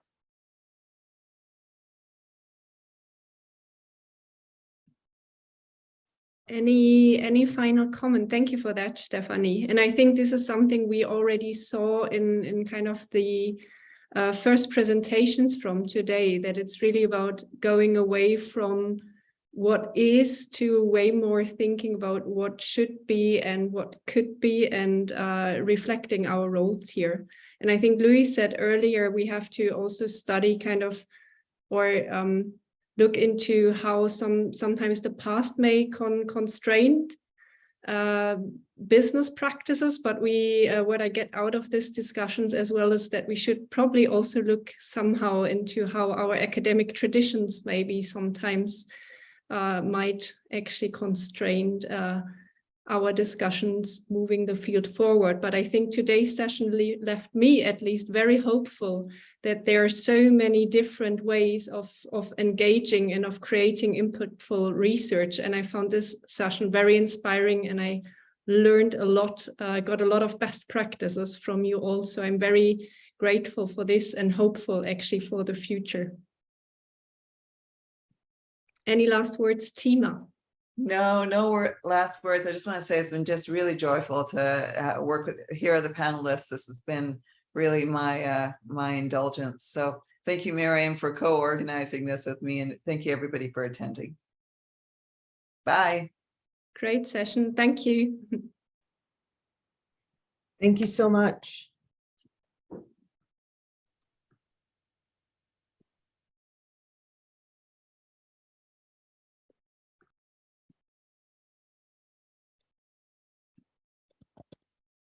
Steph, by the way, it's great to see you. I didn't know how you were doing, so you hung out. Yeah, I'm starting to sway, to be honest, but it was nice to participate in the conversation. I'm glad I was able to do it virtually. I love the point that you made that we didn't talk about, though, about changing the past as well. That I never thought about it in that way. So really powerful points of view. Well, I miss getting to see you in person. I'm sorry about that, but thanks for including Everybody me. started to drop out. So I'm so glad we got the virtual session, because it would have been rather thin otherwise. Yeah. So it worked out okay. I think we're going to have to rethink what conferences are and what purpose they serve and how we do all this. Is I don't think we'll ever go back to just in person for a kid. I hope for academies. So it's good. Yeah. Yeah. This is. How does it feel in Seattle right now? Anyway, is it a very, because the last academy I've been to was still back in Boston, physically being there. So I've never been in that kind of planet formed before. Does it still feel like the same large scale event and mostly the things are happening on site, or does it feel very different now? Quite honestly, I don't know. I've been in a board meeting. I left my board meeting early. And so the whole time has been just sitting in a room in a hotel or going for different, but I'm going to start going to sessions now that the board meetings just ended. So I'm hoping to see some folks, but there's lots of one-on-one meetings and small group gatherings for sure. So that's a real benefit. Yeah, but I think quite honestly, I'd be happy to have done this virtually and stayed at home if I could have. So you guys made a good call. So Miriam, it worked out really well. I don't know, to the AOM producer, you might want to turn the recording off. Oh, it's still on. I thought it was automatic. I'm not sure everyone wants the